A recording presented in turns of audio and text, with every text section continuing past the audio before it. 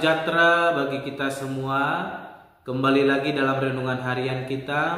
Mari Bapak Ibu kita memuji Tuhan. Kita katakan, betapa baiknya Engkau Tuhan. Betapa baiknya Engkau Tuhan, kasih-Mu tiada berkesudahan. Betapa mulia nama-Mu Yesus, jiwaku diselamatkan. Hosana ku memuji Tuhan, Hosana ku tinggikan Yesus. Hosana, Hosana, Hosana. Amin. Mari Bapak Ibu kita membuka Alkitab kita dari Injil Lukas pasal yang ke-24, yang ke-13 sampai dengan yang ke-35. Demikianlah firman Tuhan dengan perikop, Yesus menampakkan diri di jalan ke Emmaus. Pada hari itu juga dua orang dari murid-murid Yesus pergi ke sebuah kampung bernama Emmaus yang terletak kira-kira 7 mil jauhnya dari Yerusalem. Dan mereka bercakap-cakap tentang segala sesuatu yang telah terjadi. Ketika mereka sedang bercakap-cakap dan bertukar pikiran, datanglah Yesus sendiri mendekati mereka, lalu berjalan bersama-sama dengan mereka. Tetapi ada sesuatu yang menghalangi mata mereka, sehingga mereka tidak dapat mengenal Dia. Yesus berkata kepada mereka, apakah yang kamu percakapkan sementara kamu berjalan? Maka berhentilah mereka dengan muka muram. Seorang dari mereka namanya Kleopas menjawabnya, adakah engkau satu-satunya orang asing di Yerusalem yang tidak tahu apa yang terjadi di situ pada hari-hari belakangan ini? Katanya kepada mereka, apakah itu? Jawab mereka, apa yang terjadi dengan Yesus orang Nazaret? Dia adalah seorang nabi yang berkuasa dalam pekerjaan dan perkataan di hadapan Allah dan di depan seluruh bangsa kami. Tetapi imam-imam kepala dan pemimpin-pemimpin kami telah menyerahkan dia untuk dihukum mati dan mereka telah menyalibkannya. Padahal kami dahulu mengharapkan bahwa dialah yang datang untuk membebaskan bangsa Israel. Tetapi sementara itu telah lewat 3 hari sejak semuanya itu terjadi. Tetapi beberapa perempuan dari kalangan kami telah mengejutkan kami. Pagi-pagi buta mereka telah pergi ke kubur dan tidak menemukan mayatnya. Lalu mereka datang dengan berita bahwa telah kelihatan kepada mereka malaikat-malaikat yang mengatakan bahwa ia hidup. Dan beberapa teman kami telah pergi ke kubur itu dan mendapati bahwa memang benar yang dikatakan perempuan-perempuan itu, tetapi dia tidak mereka lihat. Lalu ia berkata kepada mereka, hai kamu orang bodoh, betapa lembannya hatimu, sehingga kamu tidak percaya segala sesuatu yang telah dikatakan para nabi. Bukankah Mesias harus menderita semuanya itu untuk masuk ke dalam kemuliaannya? Lalu ia menjelaskan kepada mereka apa yang tertulis tentang dia dalam seluruh kitab suci, mulai dari kitab-kitab Musa dan segala kitab nabi-nabi. Mereka mendekati kampung yang mereka tuju, lalu ia berbuat seolah-olah hendak meneruskan perjalanannya. Tapi mereka sangat mendesaknya, katanya, tinggallah bersama-sama dengan kami, sebab hari telah menjelang malam dan matahari hampir terbenam. Lalu masuklah ia untuk tinggal bersama-sama dengan mereka. Waktu ia duduk makan dengan mereka, ia mengambil roti, mengucap berkat, lalu memecah-mecahkannya dan memberikannya kepada mereka. Ketika itu terbukalah mata mereka dan mereka pun mengenal dia, tetapi ia lenyap dari tengah-tengah mereka. Kata mereka seorang kepada yang lain, bukankah hati kita berkobar-kobar ketika ia berbicara dengan kita di tengah jalan dan ketika ia menerangkan kitab suci kepada kita? Lalu bangunlah mereka dan terus kembali ke Yerusalem. Di situ mereka mendapati ke-11 murid itu. Mereka sedang berkumpul bersama-sama dengan teman-teman mereka. Kata mereka itu, sesungguhnya Tuhan telah bangkit dan telah menampakkan diri kepada Simon. Lalu kedua orang itu pun menceritakan apa yang terjadi di tengah jalan dan bagaimana mereka mengenal dia pada waktu ia memecah-mecahkan roti. Amin. Bapak Ibu saudara terkasih dalam nama Tuhan Yesus Kristus, kita kembali merenungkan firman Tuhan dan saya memberikan tema bagi kita, yaitu kebangkitannya membawa pengharapan bagi kehidupan kita. Kebangkitannya membawa pengharapan bagi kehidupan kita. Bapak Ibu saudara yang terkasih dalam nama Tuhan Yesus Kristus, semalam kita telah merenungkan bahkan memperingati bagaimana kebangkitan Yesus Kristus yang boleh bangkit mengalahkan maut dan membawa kemenangan di dalam kehidupan kita. Namun, apakah ketika kita boleh mengenang itu, kita boleh berkemenangan di hadapan Tuhan Allah? Apakah ketika kita boleh mengenang itu akan membawa pengharapan baru di tengah-tengah kehidupan kita? Bapak Ibu saudara terkasih, kalau kita tadi melihat dengan seksama bagaimana dua orang murid Yesus menuju Emmaus dan mereka sedang bercakap-cakap, berbicara tentang bagaimana besarnya kuasa Yesus Kristus dan bagaimana dia boleh mengalami penyiksaan dan mengalami kematian sehingga sampai kepada kebangkitannya. Ketika mereka bercakap-cakap, kita melihat bagaimana Yesus hadir di antara mereka dan Yesus menutup mata mereka sehingga mereka tidak mengenal siapa itu Yesus yang boleh berbicara dengan mereka. Sehingga mereka terus bercakap-cakap dengan Yesus dan mereka menyampaikan bagaimana kesedihan hati mereka ketika kehilangan seorang yang sangat mereka populerkan, seorang yang sangat luar biasa, yang mampu melakukan di luar dari apa yang mereka pikirkan. Sehingga mereka merasa sangat sedih, merasa sangat kehilangan dengan seorang sosok yang begitu luar biasa dan sangat berarti di dalam kehidupan mereka.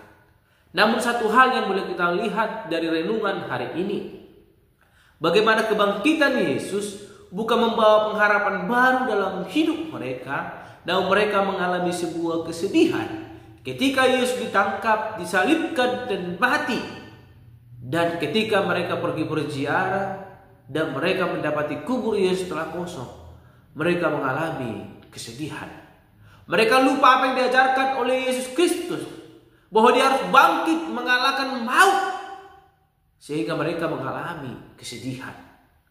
Bapak Ibu saudara yang terkasih dalam nama Tuhan Yesus Kristus, gambaran dari dua orang murid Yesus yang menuju ke Emmaus ini membicarakan dan menganalisa betapa besarnya peristiwa kebangkitan Yesus, di mana waktu yang mereka pergunakan untuk diskusi itu cukuplah sangat panjang. Kalau kita melihat yang ke-13 dikatakan jarak dari Yerusalem menuju Emmaus itu adalah 7 mil dan ditempuh dengan berjalan kaki.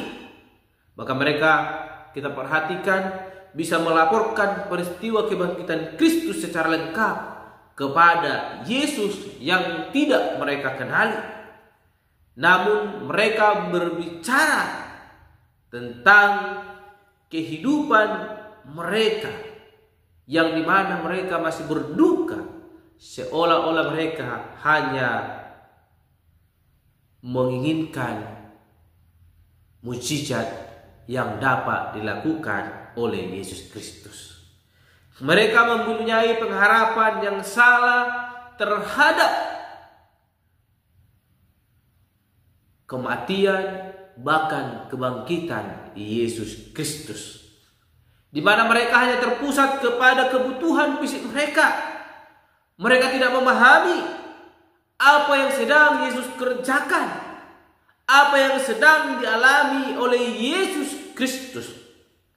Yang mereka alami adalah merupakan kehancuran dari pengharapan mereka yang hanya sepotong-sepotong. Sehingga firman Tuhan hari ini mau menegaskan kepada kita, sudah berapa kalikah kita telah memperingati kebangkitan Yesus Kristus selama kita hidup? Apakah kebangkitannya membawa pengharapan baru dalam hidup kita? Atau hidup kita hanya memiliki pengharapan yang sama saja dan tidak mengalami perubahan? Atau tidak memiliki pengharapan sama sekali di hadapan Tuhan Yesus Kristus, sekalipun kita ikut serta dalam memperingati kebangkitan Yesus Kristus? Hari ini firman Tuhan mau berkata kepada kita, biarlah melalui kebangkitan Yesus Kristus kita boleh menguatkan hati iman percaya kita dan semakin berpegang kepada kehendak Allah. Karena kematiannya bukan membawa duka dalam hidup kita, namun kematiannya membawa sukacita, pengharapan baru di tengah-tengah kehidupan kita. Karena lewat itu kita memperoleh kedamaian. Kita boleh memperoleh perdamaian daripada Allah. Yang dulunya kita adalah manusia yang seharusnya mengalami penghukuman, namun di dalam Yesus Kristus kita mengalami sukacita. Kita boleh diselamatkan dan memiliki pengharapan baru. Mari Bapak Ibu kita belajar dari kedua murid Yesus yang membicarakan betapa sedihnya hati mereka ketika kehilangan Yesus Kristus. Namun hari ini bagi kita yang telah memperingati kebangkitan Yesus Kristus, mari kita merenungkan itu dan menjadikan itu menjadi pengharapan baru dalam hidup kita untuk boleh menantikan janji Kristus dikenapi atas hidup kita. Amin. Mari kita berdoa. Bapa Surgawi, kami kembali bersyukur buat anugerah Tuhan dalam hidup kami. Kami telah merenungkan firman Tuhan. Lewat kebangkitan-Mu kami diajarkan boleh memperoleh pengharapan baru di tengah-tengah kehidupan kami di dalam Yesus Kristus. Tuhan Yesus mampukan hidup kami, kuatkan hati kami sehingga kami boleh merasakan bahkan menikmati kasih karunia Tuhan yang boleh menguatkan hati dan pikiran kami. Terpuji Engkau Bapa, dan lewat kebangkitan-Mu hidup kami semakin dibaharui dan semakin baik di hadapan Tuhan. Tuhan kami berdoa dan mengucap syukur. Haleluya. Amin. Shalom Bapak Ibu, Tuhan Yesus memberkati. Ku ada sebagaimana ku ada, berdiri menghadap tahta-Mu Bapa. Semua karena anugerah-Mu yang telah selamatkanku. Ku hidup dalam segala kelimpahan, ku layak untuk melayani Tuhan. Semua karena anugerah-Mu tercurah bagiku. Besar anugerah-Mu, berlimpah kasih-Mu. Semakin hari semakin bertambah besar anugerah-Mu.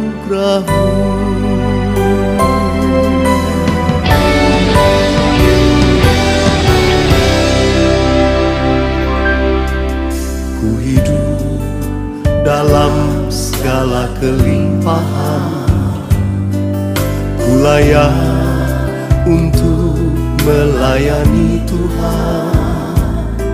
Semua karena anugerah-Mu tercurah bagiku. Besar anugerah-Mu, berlimpah kasih-Mu. Semakin hari semakin bertambah besar